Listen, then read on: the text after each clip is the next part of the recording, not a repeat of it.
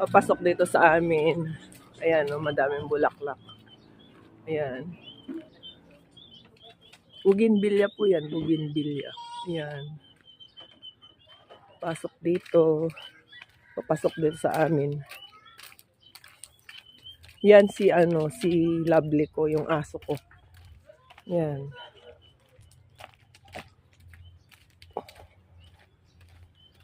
Yan, oh, marami din dito sa labas.